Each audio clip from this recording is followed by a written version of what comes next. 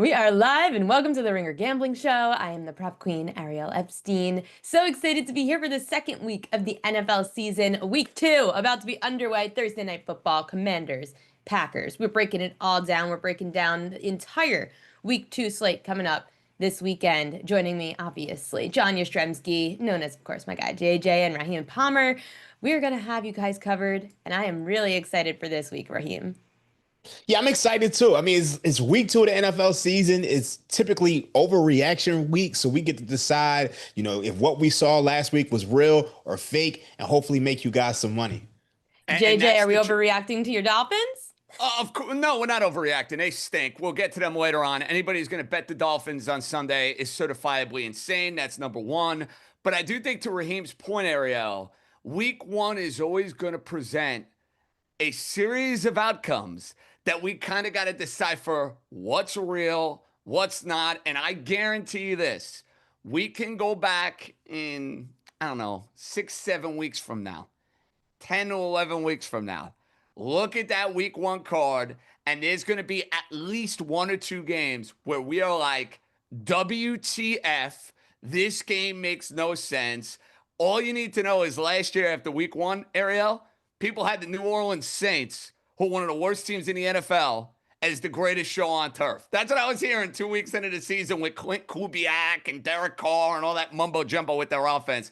So let's tread lightly. Well, to be fair, everybody on the Saints went to the hospital after week 2. Oh, but they stunk, Raheem. Come on, but everybody Derek got. Carr was their quarterback. Come on, they weren't going to put up numbers like the Rams did in the late 90s. You know it, and I know it. Come on. I mean, we know it, but everybody got hurt. So maybe they might have been a postseason team. But, no way, they would have been a 500 but to your point, Dennis Allen was the coach. Stop it. But to your point, the Washington Commanders got absolutely smoked by the Tampa Bay Buccaneers. And then by the end of the season, the Washington Commanders were eliminating the Tampa Bay Buccaneers. And then they went into Detroit and stepped on them. And we're going to talk about the Commanders more later. So I have some thoughts on them. I have some thoughts about Mr. Bill Simmons and DeBundo, who completely jinxed my Ravens in the middle of the game during the Bills-Ravens game on Sunday Night Football.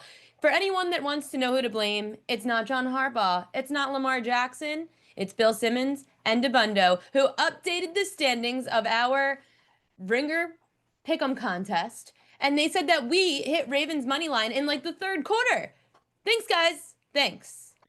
I don't believe in jinxes. I do. I do. Raheem, you're killing me right now. You're killing me right now. Let's talk about the numbers, though. Saints, and now we don't believe in jinxes. Come on, Raheem. Let's talk about when it comes to the Baltimore Ravens, they've lost 8 games in which they have a win probability over 90% in the fourth quarter since 2021. This was the year it was going to change until DeBundo decided to update the standings too early. That's just who they are, unfortunately. So, Raheem, you're spot on with that, and that's a bugaboo the Ravens have had for the better part of the last 4 years. Sorry, Ariel. I was on the short end of the stick in this particular game, and I've been on the short end of the stick with the Ravens in a lot of these fourth quarters. But you guys have seen the movie Hook. Robin Williams, Dustin Hoffman, Peter Pan, Captain Hook. Bad form, Peter. Bad form, DeBundo. I called him out on Monday, so I don't want to give him too much crap on this live stream because then I'm doubling down and he apologized. So I haven't gotten to yet. You had to get it off your chest. I get it. I totally understand. JJ's rocking a Yankees hat after they also have had back-to-back meltdowns. But anyway, it's the Ringer Gambling Show presented by FanDuel. Football's officially back. So if you're going to be in it with FanDuel. They've got the goods, futures, live betting, SGPs, your way bets, all of it. The app's clean, it's fast, and yeah, when you win, you get paid usually, instantly. If you want to join, go over to FanDuel.com and go maybe play some bets. Like tonight, I like Austin Eckler to go over receiving yards. Josh Jacobs potentially run against the defense and the Commanders that struggled against the run last year. So get your bets in, build something bold, and make some and every game feel bigger. Download the FanDuel app or head to FanDuel.com/gamblers to get started today. We're getting started today because it's Thursday night football action. Washington Commanders, 3.5-point dogs on the road at Lambeau Field. Green Bay Packers, 47.5 total, went up to 48.5. Raheem, what do you like in this game? I like the Washington Commanders plus 3.5. First things first, this number is 3.5. We know that NFL games land on 15% of the time. So getting that hook is extremely valuable. And, it's tough to get a hook when you have a top 10 quarterback like Jaden Daniels. Now, let me explain something to you guys. This line doesn't make any sense. Let's go back to last week. The Detroit Lions, they closed as 1.5-point underdogs. A lot of us said coming into this season, the Detroit Lions were supposed to regress. Obviously, you lose offensive coordinator Ben Johnson. Obviously, you lose center Frank Ragnow. Obviously, you lose Kevin Zeitler. So you're not the same offensive line. The Detroit Lions had 46 rushing yards last week. So you mean to tell me that Detroit Lions team is 2 points better than this Washington Commanders team? No, no, no, no. Let me remind you. You go back to the divisional round postseason game against the Washington Commanders and the Detroit Lions. What did the Washington Commanders do? They took this Lions team, a better Lions team with Ben Johnson, with Frank Ragnow, with Kevin Zeitler into the deep waters, and they drowned them. They stepped on them, beat them by 14 points at home, where the Lions, they couldn't be stopped. So how can you be so hyped and so enthusiastic about the Packers beating the Lions at home when the Commanders did the same thing? There is no way that this Commanders team is 2 points worse than the Lions. So I'm seeing value on the Washington Commanders. Give it to me. JJ? Raheem, I guess the spirit and the debate of week 2 is going to be heads up mano-y-mano, because we have mano-y-mano right out of the gate here, amigo. I love Green Bay in this spot. I can't get nuts about what I saw from the Washington Commanders in week 1. To me, that was a football team, despite the 15-point victory, they played a sloppy game against the Giants. I mean, you had Jaden Daniels missing McLaurin down the field. They screwed up the end of the first half. And I didn't get the sense and I didn't get the feel that their defense was tested at all against a Giant team that couldn't run it, couldn't block, and Russell Wilson looked like a 37 or a 38-year-old quarterback. On the other hand, I love what I saw from the Green Bay Packers. You got to remember, LaFleur as a coach, tremendous in the month of September. They finally get over this Lion bugaboo that's been eating at them for the last couple of seasons. Short week at home. I like where Jordan Love is at. I think you're going to see the Packer running game unleashed. And defensively, they have a lot of different ways to go and get to Jaden Daniels.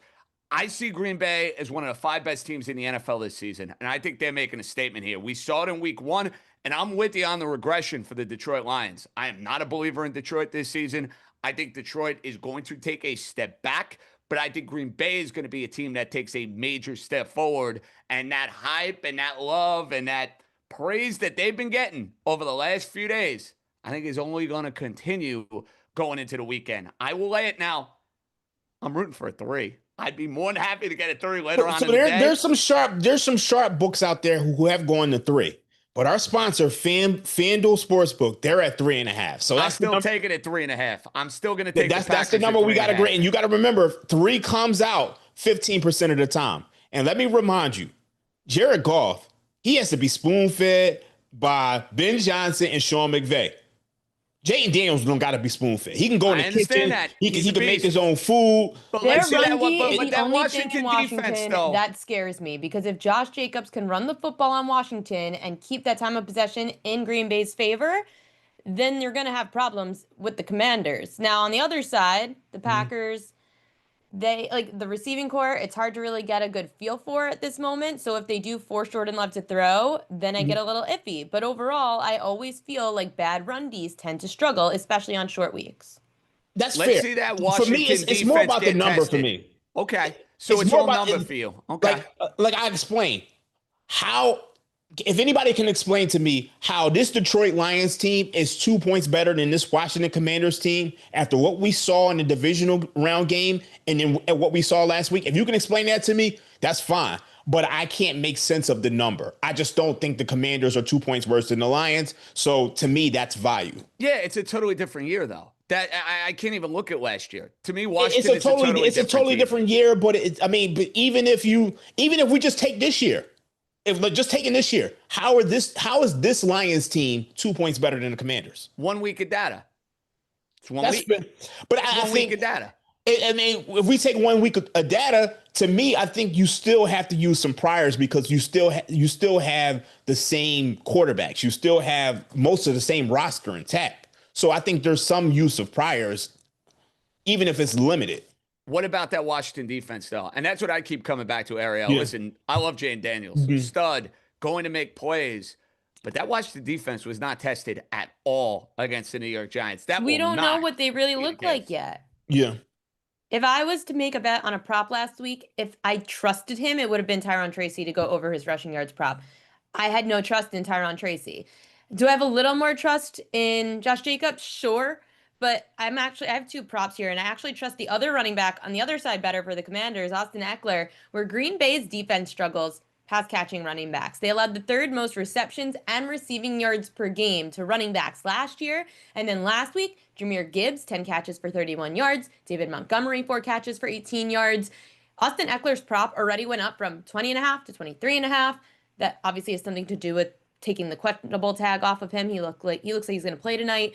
Eckler had 31 receiving yards last week against the Giants. He also went over this in 4 of 6 games last year against teams bottom 10 against pass catching backs. Austin Eckler over 20.5 receiving yards or even 23.5. I would be willing to take tonight. I'd give that an endorsement. I love it. Listen, any other props that you guys had on your card? See, here's the problem with the props for me, Ariel, from a Green Bay standpoint. Jordan Love spreads the ball around so much that it's really difficult to try to find value with these wide receivers. It could be one guy this week. It could be another guy the next week. If I'm going to play anything, I'm looking at Josh Jacobs. I think he's going to have a big day on the ground. I think Green Bay is going to establish the run. And listen, I'm always a sucker for playing me some JJ props. So if I can get Jacobs at around 80 plus rushing yards, I like the sound of that. And another one I'd keep an eye on, and I'm curious, Ariel, why maybe he did not work his way onto your radar. Jane Daniels' blankie is Zach Ertz. Now, I don't have the numbers in front of me for what the Green Bay defense does about guarding tight ends. You might, you dive into the props a lot more than me. That's a guy I'd keep my eye on. If I'm throwing in some SGPs tonight, maybe it's a couple of receptions for Ertz. Maybe it's a touchdown for Ertz. We saw that last week against the Giants. Ariel, it's like Linus and Charlie Brown. You know, he's got his trusty blankie. That's Jane Daniels and Zach Ertz. So those are two guys I'm targeting. I actually have one that I like. I like Terry McLaurin over 55.5 receiving yards.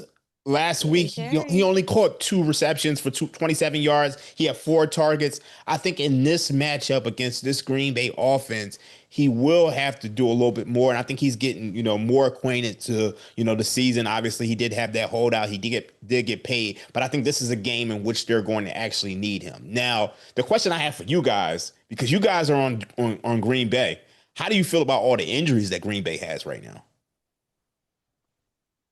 Didn't have an impact and an issue a week ago, Raheem, against the Detroit Lions. I understand it's a beat-up, banged-up team, but they didn't look like a beat-up, banged-up team playing the Lions, did they not?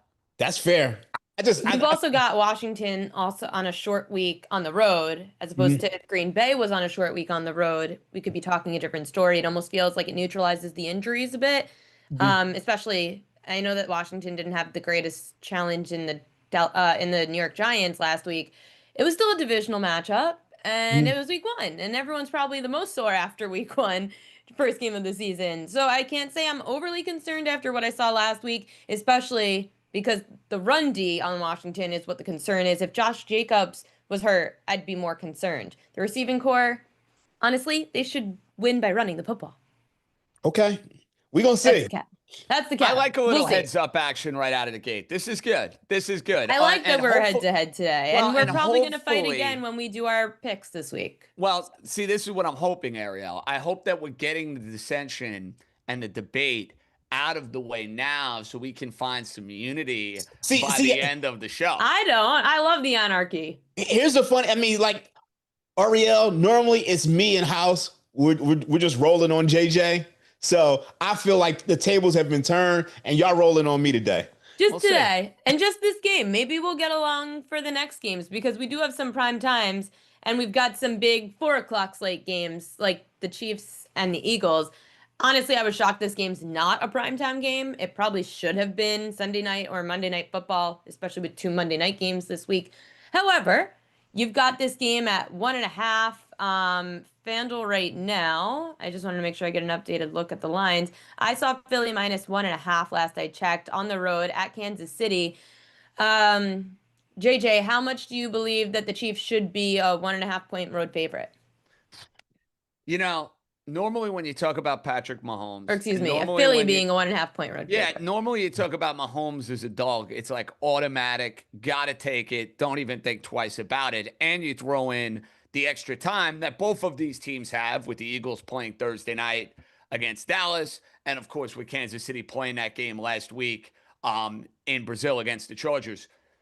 I'd be worried about the Chiefs. Now, I'm not betting this game. I can tell you point blank. I know it's a standalone 425 game. I know Ariel, you're saying Sunday night, Monday night. The networks, they love the 425s. They drool, they ooze the 425s. Maybe it's not as much in September, but be that as it may, I'm worried about Kansas City.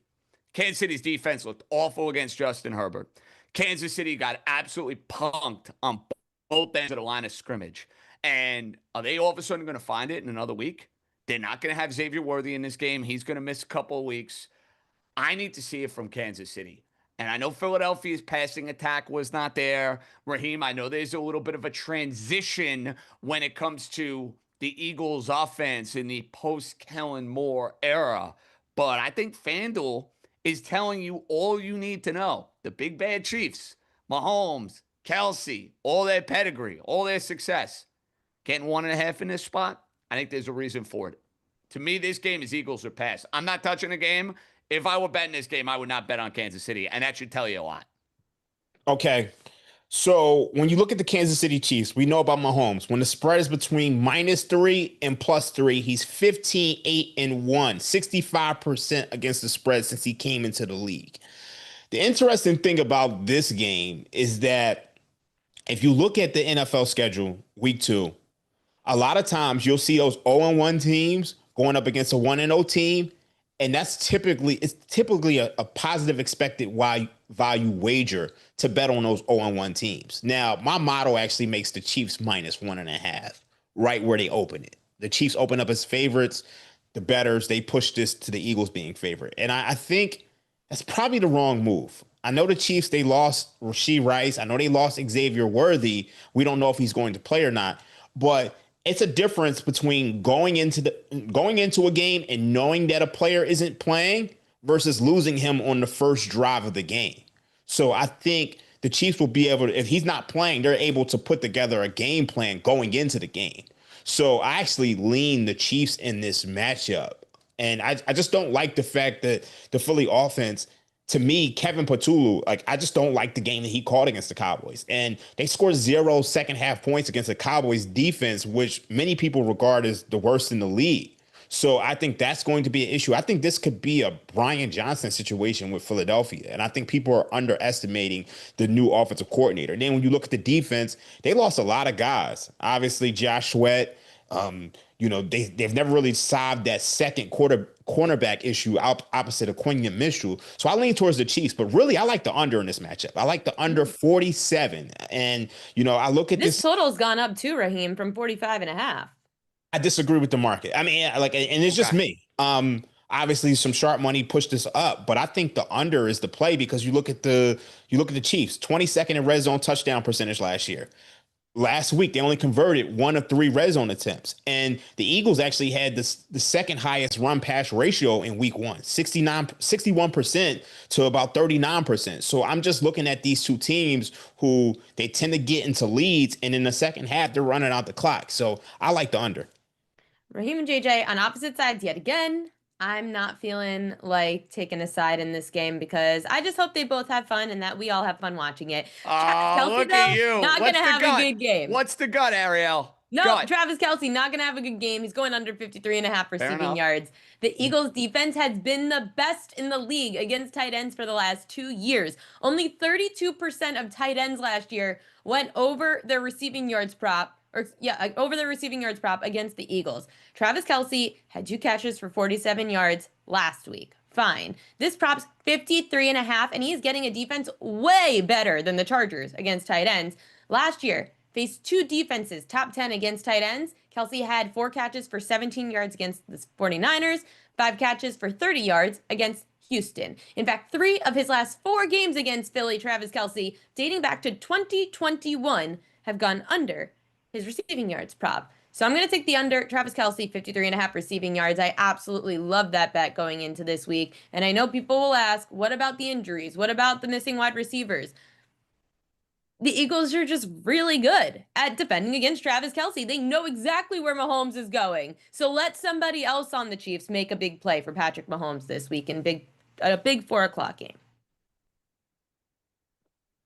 Nothing? That's your move.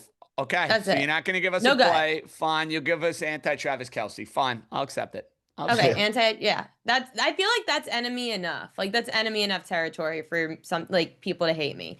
So under Travis Kelce for me, the guys both like one side Philly, one side Kansas City, Tampa Bay and Houston. I actually really like this game because again, I feel the public's really high on Tampa Bay and Houston now. People are kind of sleeping on. I feel like we're not getting as much CJ Stroud hype as we did last year. This year, everyone's like, oh, I'm down on Houston, blah, blah, blah. But they're 2.5-point favorites at home in prime time, Monday Night Football, Texans hosting the Bucs. Raheem, you laying it with the Texans, or you think that the road dog has some value? I'm going to let JJ take this one first because I think this is one he actually feels strong about. I appreciate the team effort there, Raheem. And this is what happens, Ariel, when you get to spend a lot of time with an individual. My guy knows me very, very well. Now, Who do you like so much? I love the Houston Texans. In fact, I'm going to be advocating like crazy for us at the end of this show to make sure it's included in the Ringer 107. I like it. I'm down. Now, listen, nobody loves Tampa Bay and Baker Mayfield more than me. I am a Baker Mayfield fan. Are you sure about that? Oh, I am sure. I bet them to win the division. I bet they're over for wins. I might have a ticket on them to win the Super Bowl. I think you nailed it, though, Ariel, in your synopsis of this game. A lot of people now have really strong feelings towards the Bucs. They like Mayfield. They saw what Ibuka was able to do. They see the dramatic win in the division against Atlanta, and the consensus is, oh, the Texan offense is broken. Now, it might be. They have offensive line issues.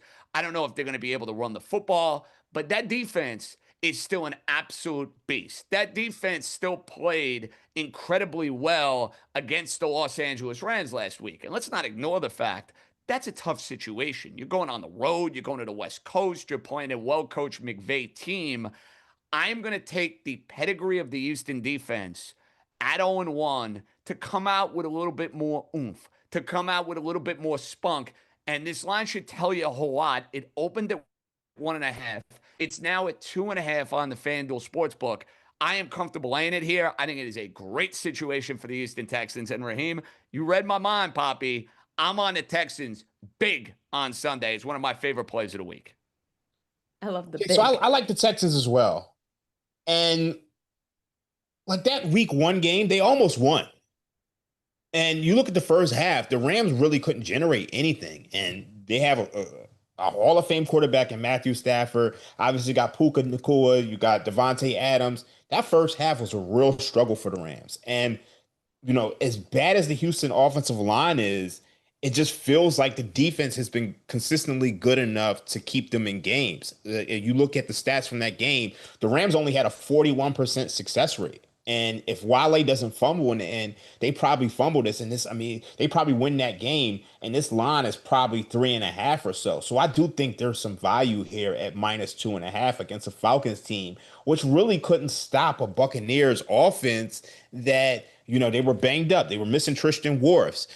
They were missing Chris Godwin. They were missing McMillan. So I like the Texans here. I think JJ is dead on. He said this on our Monday show, and I think this is definitely one we should put in the Ringer 107. Yeah. Can we get you on board, Ariel?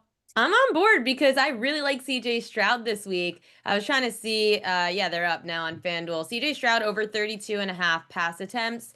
So going back to last season, the Bucs actually allowed the second most pass attempts per game to quarterbacks and the third most passing yards per game. Last week, they allowed the Bucs the 5th most pass attempts at 42. They allowed the 4th most passing yards in week 1 as well. So CJ Stroud at home to make this statement game to say, hey, we're still here. We're still contenders. Over 32.5 pass attempts, over 229.5 passing yards. He in week 1 only threw 27 times for 188. However, the Rams are a much better defense than the Bucks. The Bucks, I mean, against bottom 10 pasties, last year you saw CJ Stroud go over this number in 5 of the games that he played against bad pass defenses for pass attempts, and the passing yards around the same number. So I would say if you guys like the Texans, CJ Stroud to have a big game makes a lot of sense, and it's totally correlated with the team like Tampa, whose defense has really fallen off since the Brady era in the last couple of years. I don't trust Tampa Bay's D, especially that pass D.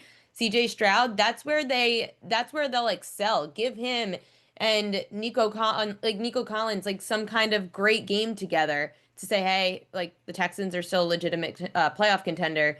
So over pass attempts, passing yards correlated with those Houston Texans laying 2.5. SGP it. We love the SGP. Denver and Indianapolis, a game that's definitely not as sought out on people's cards. You got Indy laying 2.5, which I mean is kind of shocking because everyone's high on Denver this year. Is this an overreaction, Raheem? Oh, first things first, Indy's not laying two and a Yeah, half. Oh no, Denver's that's laying what. two and a Okay, half. our rundown was wrong. That's what That's I all thought. right. So I got Denver's the laying odds two in and a front of half you. on That's the why road. we'll always keep it real here, Ariel. Okay, 2.5. so our rundown was wrong. So I was like, am I reading this wrong? Denver's laying 2.5, live line, 43.5 total. Indy only getting 2.5. Okay. I still am not as high on Indy as I know that they looked as good as they did last week, but maybe it's a teaser spot. Okay, so first things first, I want to say I hate this game because it brings back flashbacks of that weird game last year where Indy pretty much dominated the game and they were about to go up like 21-7, and Yeah, then and Jonathan Taylor fumbled. Don't remind me.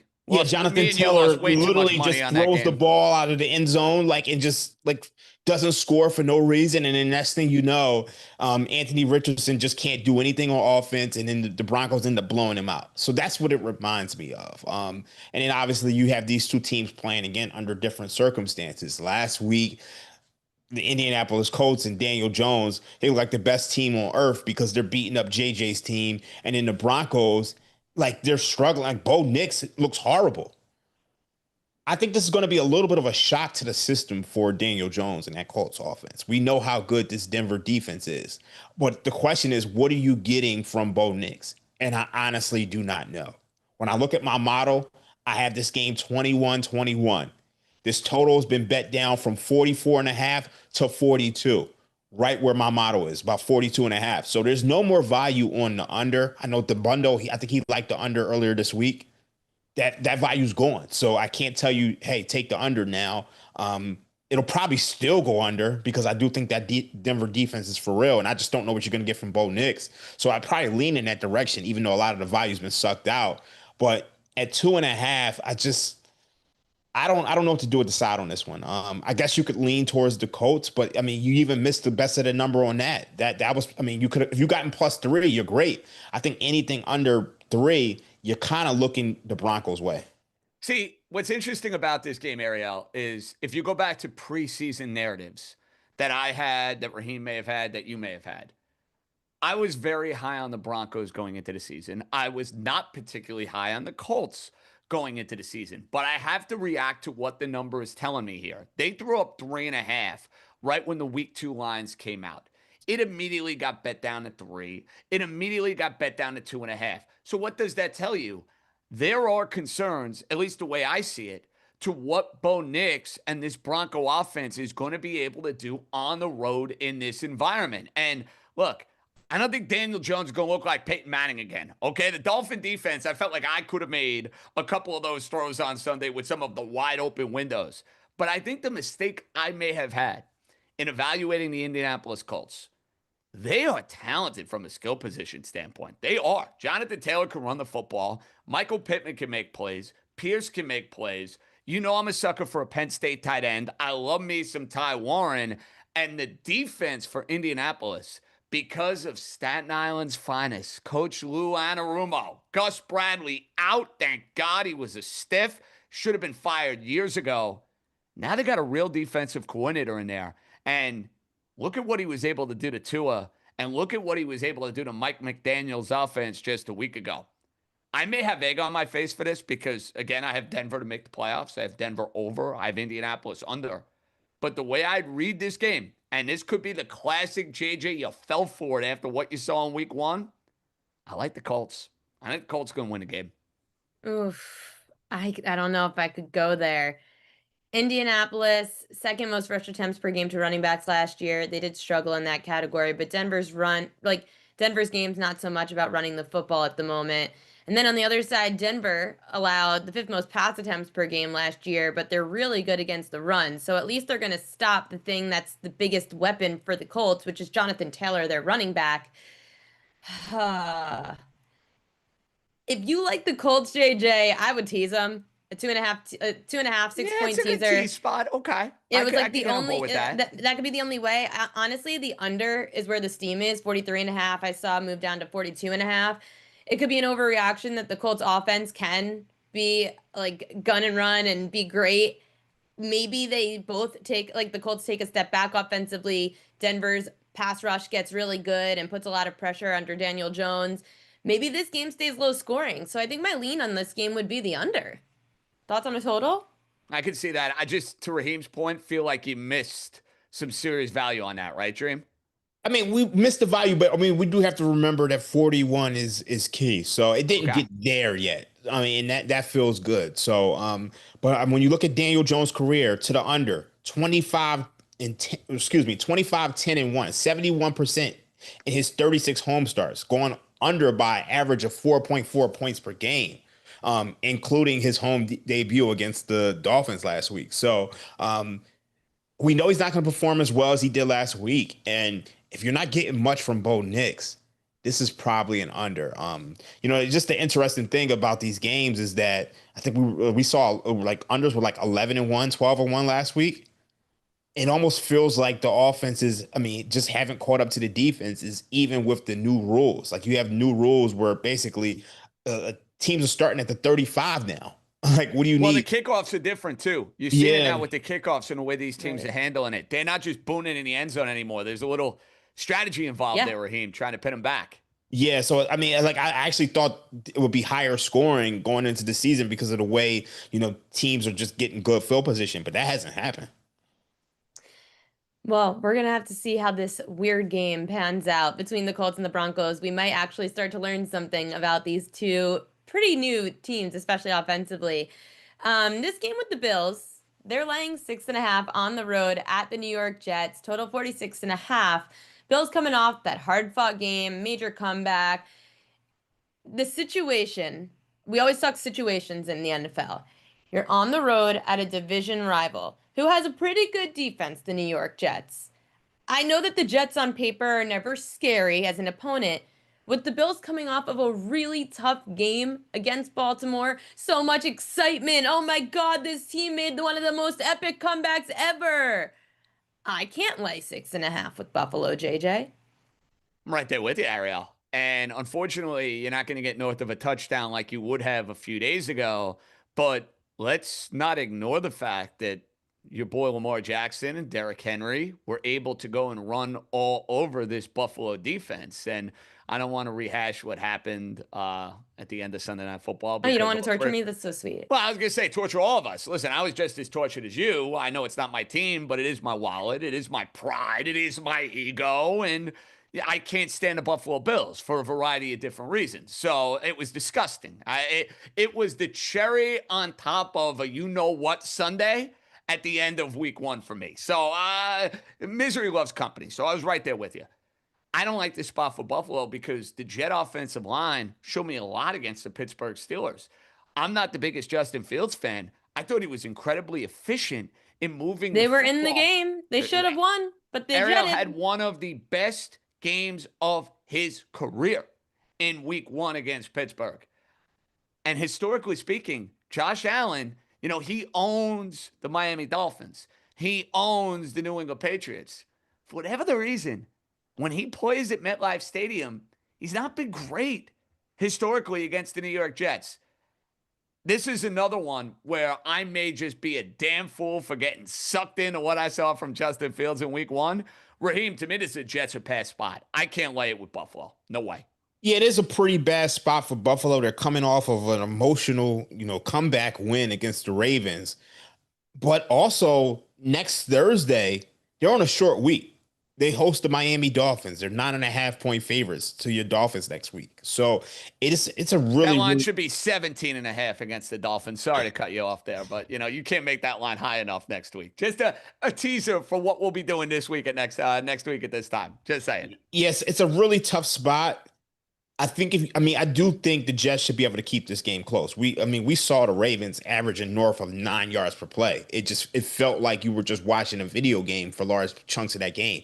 And the Buffalo defense is just so banged up that I just don't know how they continue to get any stops. And I feel like this is the best that Justin Raheem, Fields though, has are ever we looked. sleeping on the fact the Jets game was also very close to the Steelers? They just came out on the losing end of it? Yeah, you gotta let me finish my point. The point I'm trying to make is that I think there's going to be a lot of points. Like on Monday, I actually gave out the over. Like, I just don't see how either one of these two teams stop each other. Now, that's all the way up to 46.5.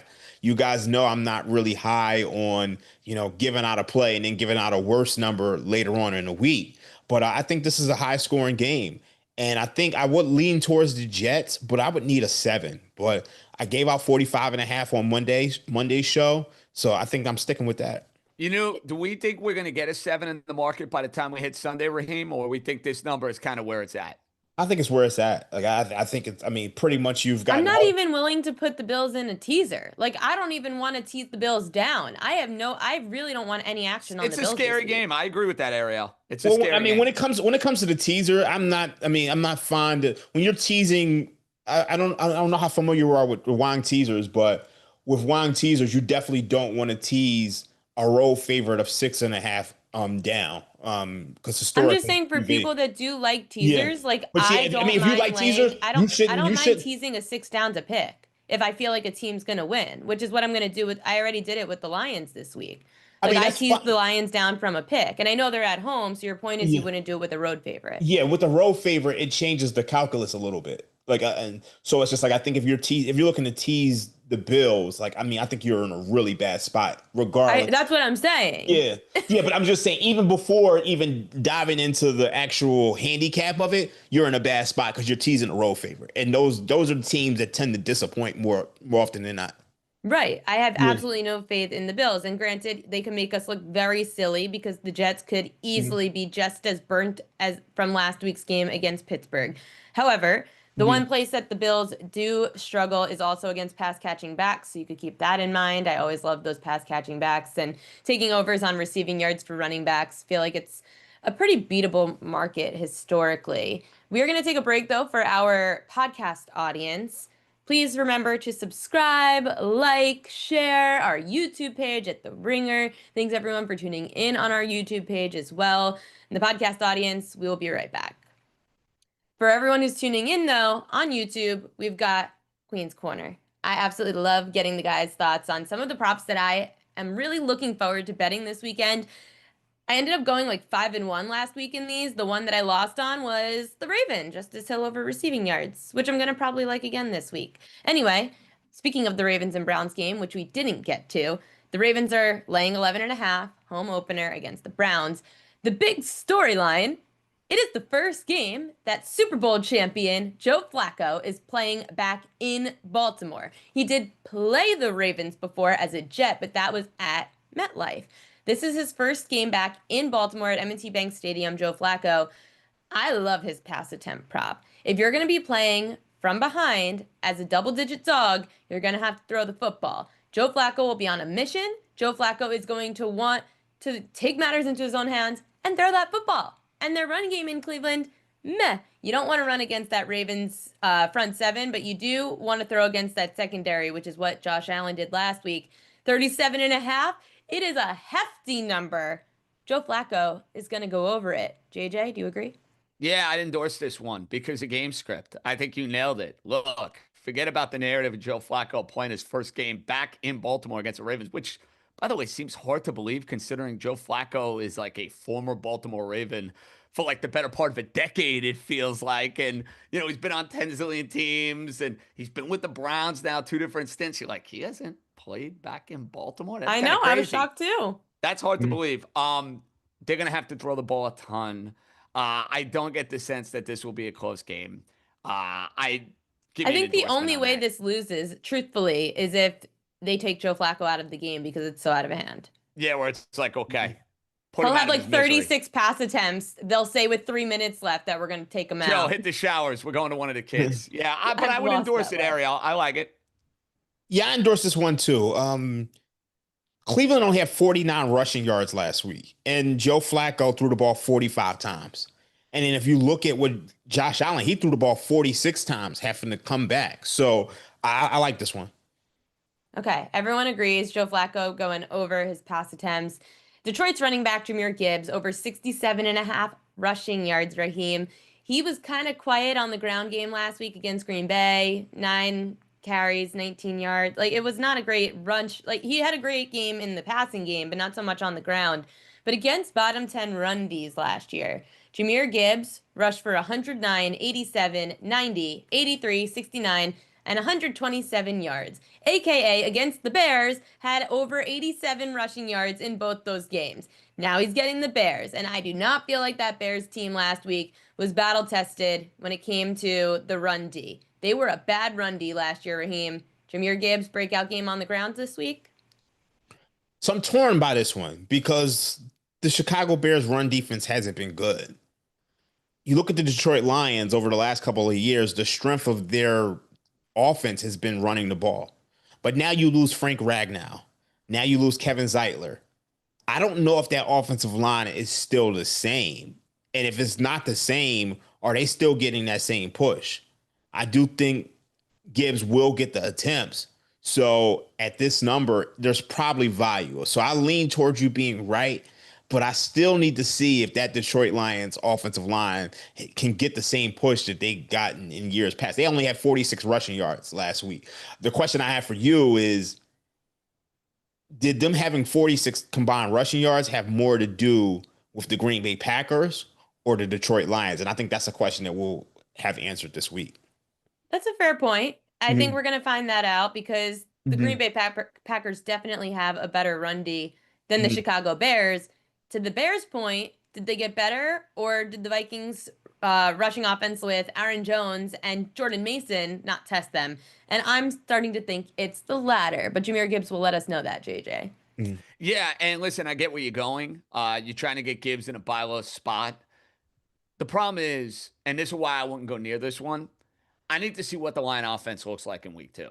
And in week 1, they were an absolute hot mess. Raheem has illustrated the changes that they've made on the offensive line and whether or not they're going to have the same success running the football. So I'm not giving you the full-fledged endorsement on this. I wouldn't necessarily go and bet against Jahmyr Gibbs for what it's worth, but I felt much better about play 1 than I do play 2. How about play 3? James Conner over 63 and a half rushing yards for the Cardinals. I'm going to Raheem first because I know that he has a play in this game to begin with. James Conner last year rushed for over 100 yards in all 4 games that he faced a bottom 10 run D. Carolina proved last week they still stink against the run because Travis Etienne had 16 carries for 143 yards. They have been the worst run defense in football. They allowed the most rushing yards per game to running backs last year. James Conner, 100-yard game tomorrow, but I would say take the over 63 and a half rushing yards on Sunday, Raheem. Yeah, I think you could actually run an escalator on this because Carolina gave up 200 rushing yards last week. Like, this defense is downright abysmal. It's Yep. bombed out and depleted. Like, there's nothing that you could say about this Carolina defense that you couldn't say about Afghanistan at this point. So I like this one, and I probably will put some escalators on it. Try to get the best number that you can and see how far it goes. He might run for 150. Yeah, I'm all over fading the Carolina Panther defense at all costs. I think it's a big day for Kyler Murray. I think it's a big day for James Conner. The Carolina Panthers defense stinks. The Carolina Panthers are going to be one of the worst teams in the NFL this year. The Bryce Young hype that we saw at the end of last year got entirely way blown out of proportion. That defense still can't stop the 3 of us. Another check mark for you, Ariel. I know that you guys are on opposite sides of the Chiefs-Eagles game. I already mentioned that I like Travis Kelce under his receiving yards. It was 53.5. It's now 49.5. JJ, how much are we ready to fade the Swifties? I'm not in on this one, Ariel. And here's why I'm not in on this one. Despite my lean towards the Philadelphia Eagles, who's Patrick Mahomes throwing the football to? But Nobody. that's my issue. So when in doubt, he's gonna look to Travis Kelce, and that's where I worry about the volume being Don't the Eagles problematic. know that? Sure, but if the game gets out of hand for Kansas City and they're behind, they got to throw the football. It could just be a lot of dump off, dump off, dump off to Travis Kelce, and you get in trouble with that number. I get that the Kelce prop numbers are usually blown entirely out of proportion because of the volume, because of the fact that so many people are just flat out betting on them. But considering the way I could see this game going, Raheem, I would not go near and under with Kelce. That's just me. I actually think she's right. Like Travis Kelce might be Larry Holmes status, flabby and sick at this point. If you look at the targets last week, Hollywood Brown got 16 targets. Juju Smith-Schuster got 5 targets. Travis Kelce got 4. Thornton got 4. Kareem Hunt got 3. Noah Gray got 1. It almost feels like the everybody eats offense that you talk about with the Green Bay Packers. That's what the Chiefs feel like right now. So in that case, she's probably right to bet against human achievement. And she would probably be right to almost just wait to see if the public is going to push this up a little bit more Right. and try to get the best number. Because I think, JJ, everybody's going to think like you on this and say, who else is going to catch the ball? And then also, we still don't know the status of Xavier Worthy. He Well, I could end doubt up, he's playing. I doubt he's playing this week. I mean, but if he's playing, then, I mean, who knows? So it's just, I think I lean towards her being right here. I agree. Wait for the Kelce number. And if you missed it, too bad, but we already missed it. 53.5 yesterday, 49.5 today. If it does get bought back up a bit, which sometimes does happen come Sunday, then maybe we'll get a better number to take the under on. I really like this over. CJ Stroud over 32.5 pass attempts. Raheem, I know you like the Texans this week. They have to, in order to cover the spread, they need CJ Stroud to throw the football successfully. And I think that's what they're going to do, which is why I just like the pass attempts because I don't need to worry about a receiver dropping the ball. I just need the attempt to be there for Houston to want to throw with CJ Stroud. I don't have much of an opinion on this one. I'm gonna be honest I'm with you. shocked. I thought you would. No, I don't. I don't have anything. I mean, I just don't know what to expect from this Texans offense at this point in time. The offensive line is just so bad. And then even if you look at the Rams game, you had guys getting injured in the game. So they had to replace multiple guys in the game. So I don't know if they're gonna try to run the ball more to protect him because he got hit a lot. Like he got beat up pretty bad. So I kind of just don't know what the offensive game plan is here. Yeah, I'll endorse this one, Ariel. And not only because I like the Houston Texans in the spot, I just think you're going to be able to pick apart this Tampa secondary. I think it's a good spot for CJ Stroud to be able to do so. And up and down game, points in the game, if you like that angle of it. 32.5 pass attempts at minus 102. It's not my favorite one you gave out. I think out of any of the 5 you gave out, the Connor one is my favorite for what it's worth. But I'll Probably give me you too. I'll give you a check. I'll give you a check mark on Stroud. I'm in. Raheem, which one was your favorite of the ones between Stroud, Kelce, Connor, Gibbs, and Flacco? I think my favorite was Connor. All That's right. Connor. I think I would go with Connor, and then I would go with Flacco. Those- Best bet, James Conner, over on his rushing yards. And I don't think many people are talking about how well he did against bad run Bs last year. We're going to take a break for the podcast audience. For everyone on YouTube, subscribe, like, share. We love all the interaction. We love to hear from you guys and seeing what you guys write in the YouTube chat. Podcast audience, we'll be right back. Ringer 107, it is time. And today's Ringer 107 is brought to you by FanDuel. It's our pick'em contest all season long in the football season.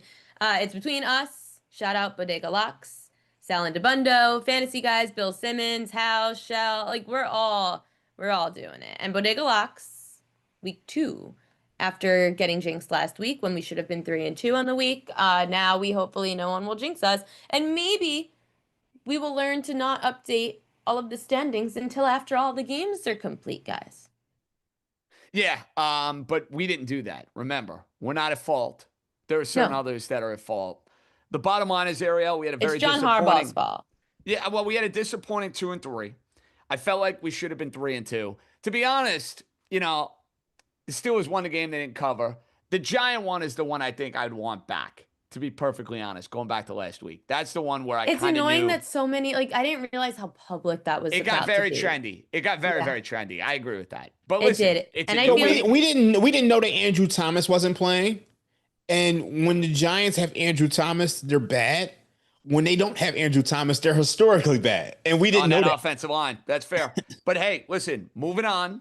We're moving on, Ariel. Bodega Locks is going to have a big comeback week. 5 I'm winners this predicting week. it. I'm starting with Raheem because both of us are laying a decent number this week. We're feeling confident about some favorites.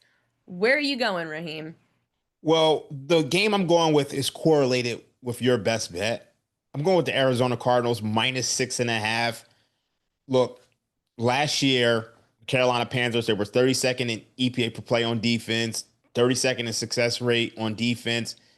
They stink. And they've traded away Adam Thielen. Coker got injured. Their left tackle got injured going into the game last week. I don't know if he's playing. I think that game against the Jaguars said more about the Carolina Panthers than it said about the Jaguars. So personally, I like the Arizona Cardinals. Okay. I like I'm the in. thought because I like the whole let's run like a good running back against bad run D. Those Yeah. are my favorite. And this is also not, House pointed this out on Monday, but it's also a good revenge spot because Carolina actually beat them at home in overtime last year, towards the end of the season, pretty much ended Arizona's playoff reign. And you look at the Arizona Cardinals, they made some upgrades to that defense. I know they didn't look too good on the road against the Saints, but I think this is a good bounce back spot. Carolina playing their second straight road game. I think it's a spot that I just want to lay Arizona. I like a hefty number also. I'm willing to lay it with the Detroit Lions. I saw this at FanDuel -6.5. Other places I saw -6, but I'm okay with it. The Lions also, they've got a really good rush attack with Jahmyr Gibbs, David Montgomery facing a Bears team that has been really bad against the run the last few years. I don't trust what I saw out of the Bears run D last week against an aging Aaron Jones and a number 2, number 3 back in Jordan Mason. Let's see the real test with a bunch of young guys in Detroit. I know that you guys are concerned about the offensive line. I still think that the Lions running backs are talented enough, young enough, and fast enough to outbeat, outsize, and outrush anyone in that front seven in Chicago, which is going to help us with time of possession. The Lions are a versatile offense still, and the Bears are going to be overwhelmed, just like they looked this week against the Minnesota Vikings. It's going to be worse against Detroit with the Lions now at home. Give me the -6 on the Detroit Lions or -6.5 for my Bodega lock, JJ. Well, we're going to have to lay the 6.5, which is fine. Fine. The two of you, I like both I think they picks. win by at least 10. Yeah, listen, I think you get a good buy low with the Lions. I'm not a Bears guy. I'm not a Caleb Williams guy. I thought he was terrible in the second half for what it's worth against Minnesota. And Raheem, I love the Cardinals this week. That's one of my favorite plays. It's so crazy. I'm actually a Bears guy. I know you can't quit them. You can't quit them. And even I actually after like this. This is one I like on Monday. I'm not high on Detroit at all. I know you're not. You don't have to be on the full season. The matchup benefits them a lot today. against the Bears. It's about Sunday. That's what I think the number has gotten away from us. If you had told me, hey, I'm laying 4.5, which it was earlier this week, I could say fine. But at 6.5, I just think a lot of the value has been sucked out. And then I think this line. But most of the value is going to get sucked out by this time of the week every week. Not with every game though. But it's a lot of them. I think when you look at this Lions team, to me, I just think they're not anywhere close to the same team that they were. And I think Jared Goff is a fraud. Like I think he's out there still in the check at this point without Ben Johnson.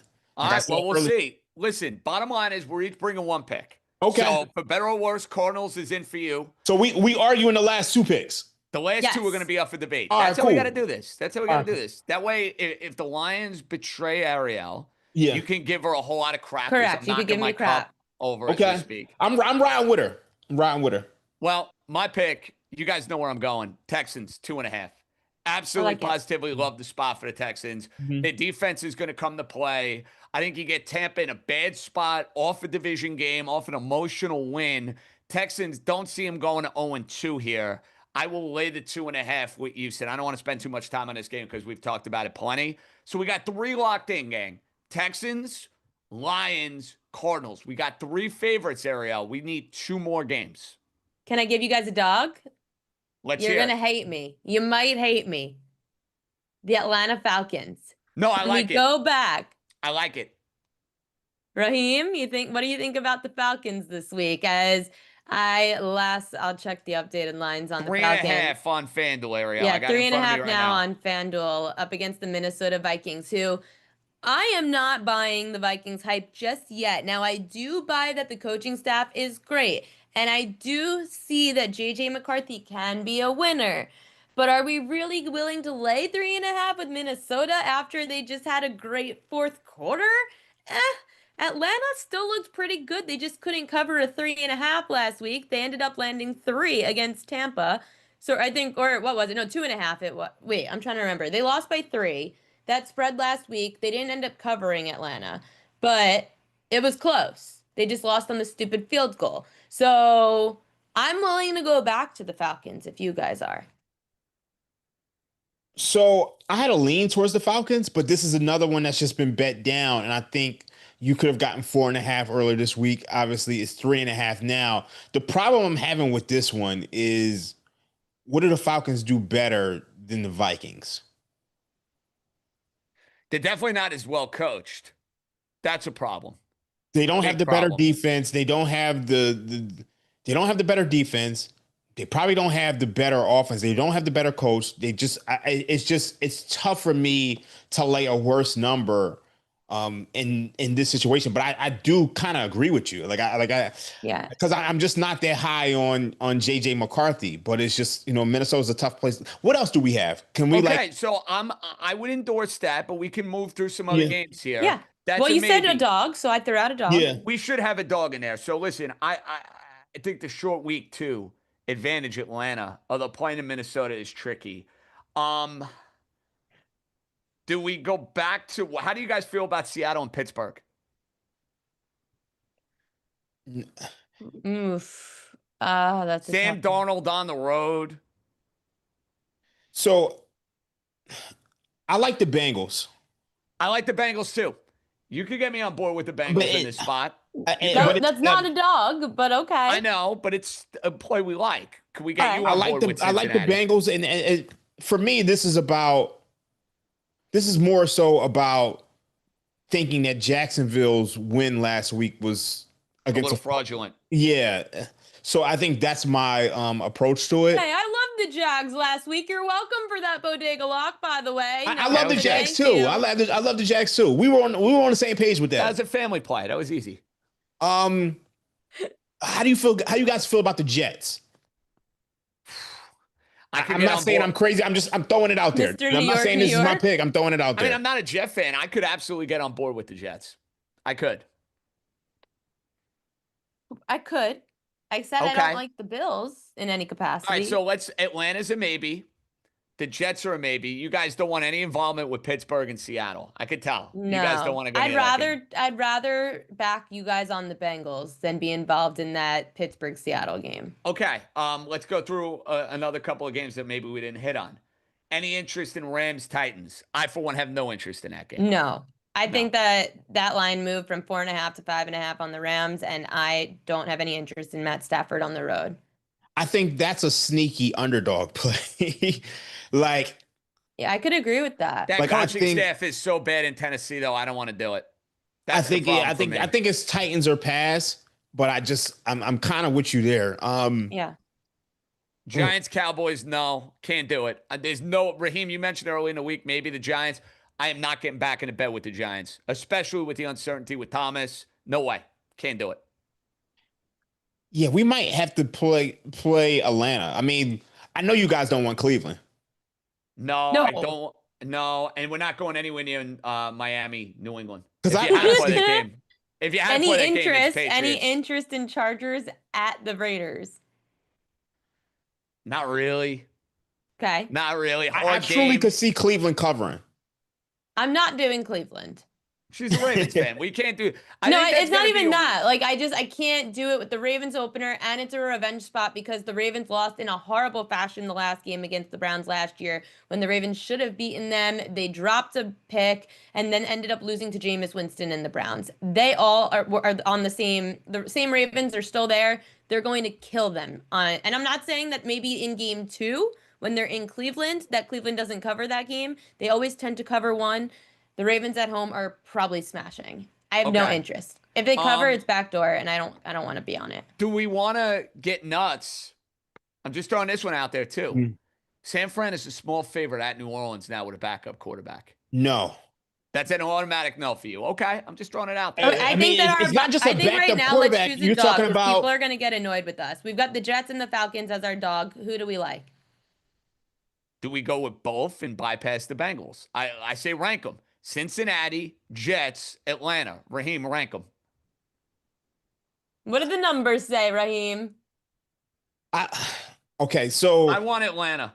I'm with you on that. my Ariel. motto is never going to have my motto is always going to have the Bills. Like my motto has like the Bills as heavy favorites in that game against the Jets. It's not even like it's always going to show value in the Bills in that spot.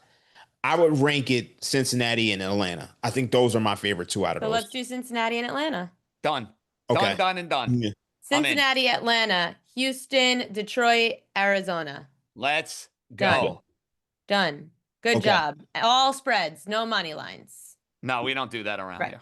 We're done. Ravens, money line, loser. We're out on that. Okay, so those are our bodega locks of the week for Ringer 107. We are out for blood and we are ready to crush everybody. And today's Ringer 107 was brought to you by FanDuel. Odds are subject to change. Best bets time. I kind of have an idea of where Raheem might be going. What's the best bet for the weekend? I'm gonna let y'all go first. What? Okay. Yeah, ladies See, here's first. the problem. I feel. Oh yeah, ladies first. Go ahead, Ariel. Yeah. We'll give you the floor. Ladies first, I told you guys, I am going to ride that James Conner over 63.5 rushing yards. He averaged over 100 rushing yards out of the 4 games he faced bottom 10 run Ds last year. And that's exactly what he's getting this week is a bottom 10 run D against the Carolina Panthers, who just allowed Travis Etienne to rush for 143 yards. Everyone thought Travis Etienne was done. They got Tank Bigsby, and they thought we needed him as a backup to Etienne. And then they end up saying, oh, no, we're good with Etienne now. We don't need Bigsby anymore. That's how bad the Panthers are against the run. So I'm going with James Conner as my best bet over his 63.5 rushing yards. JJ, you're up. Sounds like a winner. Listen, I've been all over this game. Houston Texans, love the spot for them, laying the 2.5 against the Tampa Bay Buccaneers. And I'm feeling frisky, guys. I'm going to throw in a 3-team money line parlay. What can go wrong here? As your best bet? Yeah, why not? I'm feeling Oh my frisky. God, he's crazy. Well, I already gave out Houston. I want to give something different. Let's take Green Bay, money line them. Let's take Arizona, money line them. And let's take the Houston Texans and have a little 3-team parlay going into Sunday Night Football. You know what that pays out? No, let's do it right now while Raheem gives his best bet because it dawned on me that I like it. So I'll tell you to pay out as we speak. Okay, so I'm going to flip the script here. I'm going to go Rams Titans under 42. I mean, if you can find a 42, that's good. I think at 41, I think it's 41 and a half at FanDuel Sportsbook, but you can find a 42. That's great. I think the Rams come into this game a little banged up. I think the thing with the Rams is that they have a very good defense, very good pass rush. And I think the Titans, to me, I think their defense is a little bit underrated. And I also don't think you're going to get that much from Cam this week. So I like the under in that game. And then also, let's go to some futures. Ariel, you're going to be happy about this one. Oh, Jesus. I'm probably not. Let's go with the Baltimore Ravens minus 135 to win the division. Let's go plus. That dropped 30 cents. That's crazy. Let's go to plus 700 to win the Super Bowl. Let's go to plus 350 to win the AFC. And let's go to plus 550 to be the number 1 seed in the AFC. I like the number 1 seed bet. I've told everybody I like the number 1 seed bet solely because they can't win playoff games. Yeah, I think. You think that could happen though after the Buffalo? game? Yeah, why not? They just got to beat them out by a game. Long season. Yeah, and I think they're going to be favorite in every game of this season, including Week 4 against the Kansas City Chiefs, who we know isn't the same team as previous years. So I think you bet all of those on the Baltimore Ravens, and I think you find yourself in a good spot towards the end of the year with some great championship equity. Okay. Hey, listen, don't say that I didn't warn you. But if you like to be miserable, I hope you have a lot of fun watching them this year. It's not about being miserable. For me, it's about putting myself in a great spot. So Oh, I know. also, and for me, it's like even if they don't win the championship, they're going to be there, and I'm always going to have a hedge opportunity with the Baltimore Ravens. Whether they're going to get it done, whether they're James Harden Rockets, that's another thing. But they will be in the mix, No question. like You're cheese right. noodles, pretzels, and some chips. They in the mix. The Ravens and the Padres are my Achilles heel, and it's not because I'm a Ravens fan. I just have really felt that team has been good enough the last couple of years, and they have been. The Padres the same, and they always find a way to let me down. But it's fine. I'm gonna let you have your fun. I'm just not gonna bet it, so maybe you have a chance now. JJ, what is that payout on the parlay? Plus 256. Thank you for asking. And it's something I've already bet on the FanDuel Sportsbook account. There you go. FanDuel Sportsbook. Make sure to go sign up. Make sure to follow us for all the action every Thursday here, 12 to 1 p.m. Eastern Time. Raheem Palmer, John Yastrzemski. I'm Ariel Epstein, and our next Ringer show, Friday, noon Eastern. Not with us, though. Cousin Sal, Danny Heifetz, Anthony DeBundo. You can give DeBundo a little bit of crap for jinxing my Ravens. It's fine. But for the three of us, we'll be back next Thursday, 12 to 1 p.m. And Eastern Time here on the Ringer. A lot of people asking, a lot of people in the chat asking me about the fight. I'm gonna put something on social media. You check my Instagram, my Twitter, the Ringer Gambling feed. Give the handle. Give the handle. The handle. Oh, Yeah, I am your handle. Rostradamus. I am Rostradamus. You make sure you check out my social media feed. Also, I gave something on the social media feed today. You guys want to check that out? It's for Eurobasket. You gotta bet that out. So just check out my social media. Check out the Ringer Gambling social media. We're gonna have fight picks, and I also got a Eurobasket pick right now. So go grab that. Ariel, we're going to start working some baseball in the equation as we get closer to the playoffs, too. So everybody get ready for that. Baseball playoffs like 2.5 weeks away. Baseball playoffs, things are coming down to the wire. The American League West is crazy. The AL East is crazy. The National League is nuts. Can the Padres finally upset the Dodgers for the division? I don't know. Maybe we'll talk about it next week. But JJ is really annoying me with that hat. It was like taunting me the entire hour that we've just been on. John Yastrzemski, Ariel Epstein, Raheem Palmer. We love having you guys here on the YouTube, here on The Ringer.